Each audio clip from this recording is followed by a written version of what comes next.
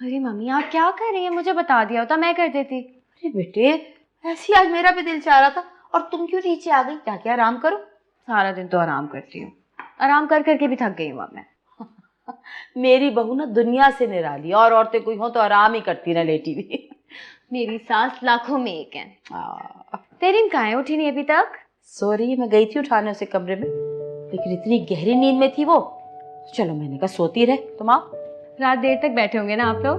हाँ, बात तो बहुत की, दोनों थोड़ी देर ही बैठे, लुट के चले गए। तुम्हें कैसे पता लगा? मम्मी यकीनी सी बात है, शादी के बाद पहली बार आई है मैके, बहुत सारी बातें होंगी आपसे शेयर करने के लिए। जाग रही थी तुम? नहीं नहीं, अंदाजा लगाया। तो आ जाती, इतनी बैठ के हमने बातें की। बहुत दिल चाह रहा था मेरा, लेकिन तबीयत कुछ ठीक नहीं थी, चक्कर आ रहे थे, कमजोरी सी हो रही थी। अरे रोहिल से कहूँ तुम्हें डॉक्टर के पास लेके जाए? नहीं मम्मी, 15 दिन बाद है तो मेरा डॉक्टर से अपॉइंटमेंट। चल ठीक है।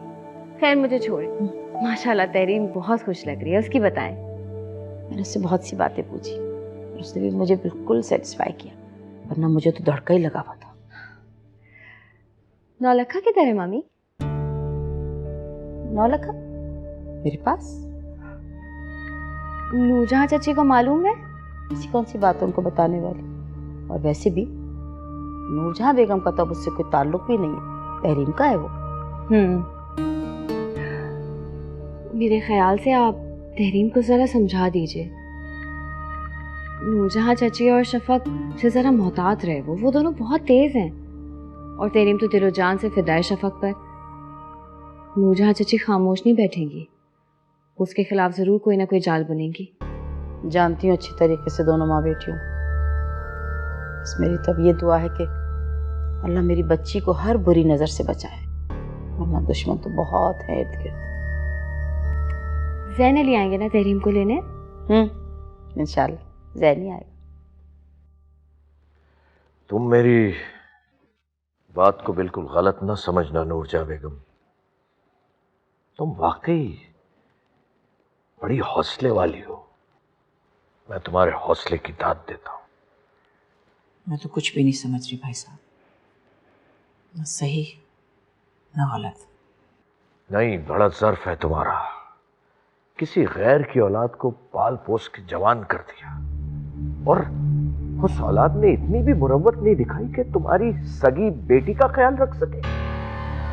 और तुमने वो 9 लखा उस लड़की के हवाले कर दिया जो तुम्हारी बेटी की जिंदगी की तबाही का बाइस बनी है।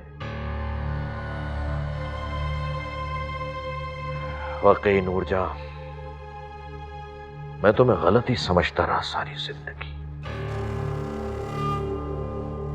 बस भाई साहब, मैंने तो सारी जिंदगी कुर्बानी ही दी इस घर के लिए, एक और सही, क्या हुआ अगर सिला नहीं मिला तो? बस नूरजहां बेगम, यही बात मुझे बहुत दुख देती है। इस घर का बड़ा होने के नाते तुम्हारे साथ इंसाफ नहीं कर सका,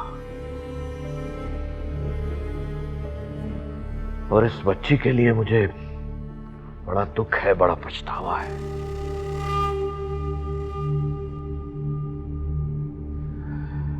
वैसे तुम तहरीम को लेने जाओगी? जी हाँ भाई साहब, जाना पड़ेगा। नहीं, तुम्हें नहीं जाना चाहिए। नहीं भाई साहब, मुझे जाना ही चाहिए। ज़ैन मुझे अपनी माँ की तरह समझता है। ठीक है, मर्जी है तुम्हारी। वैसे अब मैं तुम्हारे साथ कोई ज्यादती नहीं होने दूंगा।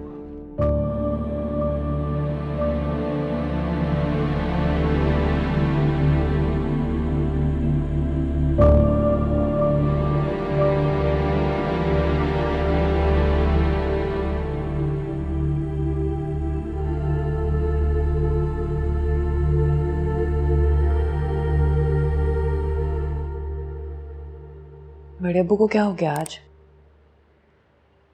यही समझने की कोशिश कर रही हूँ मैं। पहले तो कभी ऐसे बात नहीं की। हाँ, बस अब तुम भी उनसे ज़्यादा बात मत करना। मुझे तुम्हारे बड़े अब्बू पर रत्ती भर भरोसा नहीं है।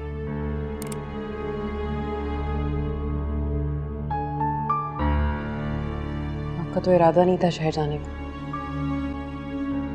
लेकिन अब जाऊंगी।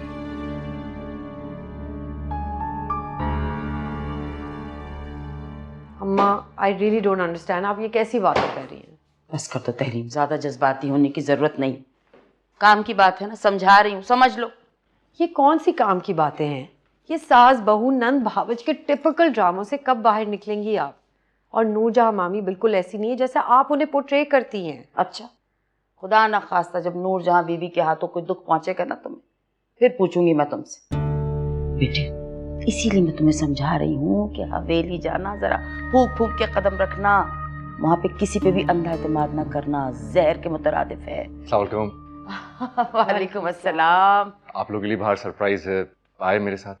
सरप्राइज? हाँ हाँ प्लीज आए।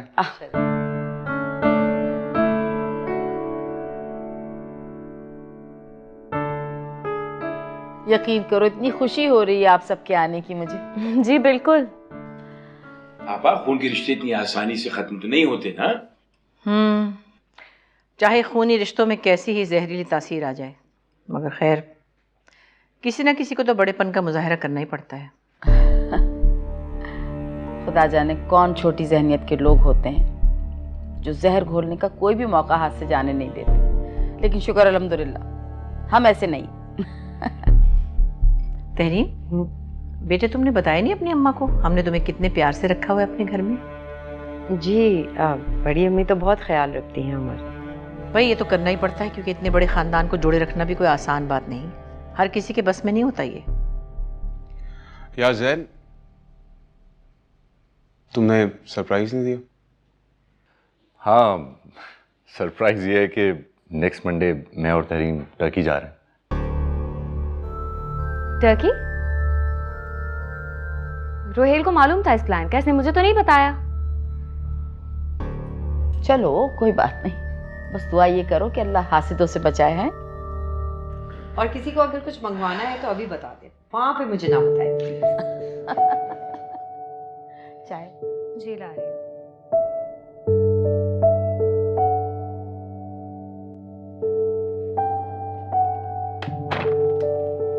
देखा था नूरजहां को आपने? अभी अरसे से नूरजहां को देखते आ रहे हैं, कौन सी कोई नई बात हो गई? किस कदर की जली भुनी बातें कर रही थी, बड़ी मुश्किल से जब्त किया मैंने। एक बात समझ नहीं आ रही मुझे। सिर्फ एक बात? किस दिल से तहरीम को लेने आई थी? इसके पीछे भी कोई ना कोई चाल होगी जरूर। सोचा होगा कि सबके सामने अच्छी बन जाऊं, अल्लाह मुनाफिकों से भी बचाए। किस कदर गिरेंगी ये खातून नौलखा के लिए।